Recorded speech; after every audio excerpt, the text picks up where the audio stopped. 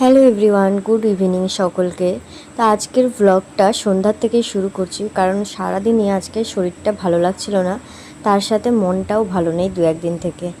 মানে মন ভালো নেই, শরীর ভালো নেই, কী কারণে আমি তার নিজেও জানি না।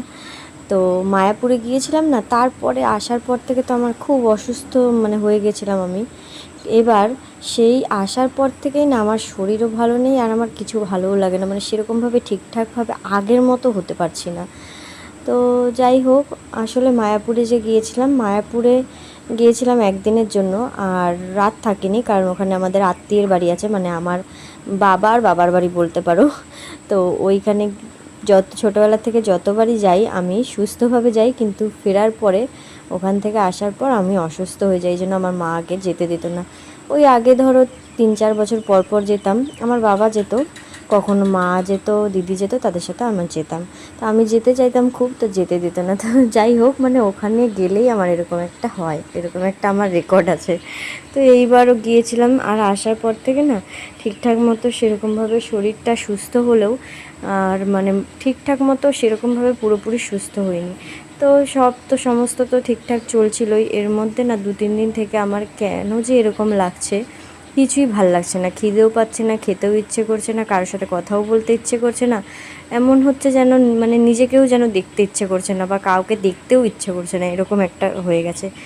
তো খিদে পাচ্ছে না, কথা বলতে ইচ্ছা করছে না, সেটা বললে তো আর হবে না। আমি না খেলেও আরও বাকি দুজন আছে, তাদের তো খাবার দিতেই হবে, তাই না? আর রান্নাবান্না কাজকর্ম এগুলো তো আমাকে করতেই হবে, যেগুলো আমার প্রতিদিনের কাজ। আর তার সাথে এই যে আমার ছেলে, ও যা চঞ্চল, ওকে সামলাতে সামলাতেই আমি শেষ। তো যাই হোক, ভালো না লাগলেও তো করতেই হবে।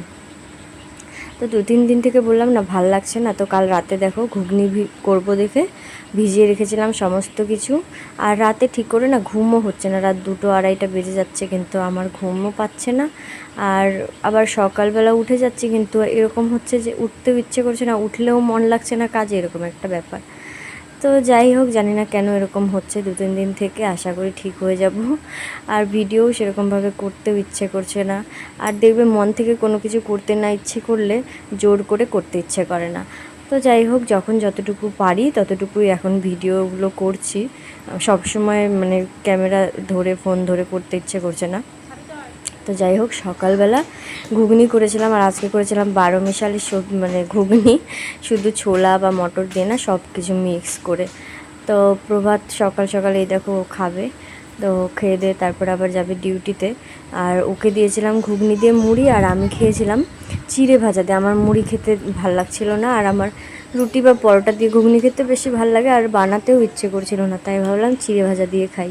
চিড়ে ভাজা দিয়ে ঘুগনি আমি কিন্তু বিয়ের পরে আমার শ্বশুরবাড়িতে গিয়েই শিখেছি খাওয়া, তার আগে কোনো দিনও খাইনি বা খেতামও না। মুড়ি বা পরোটা টরোটা দিয়েই খেতাম।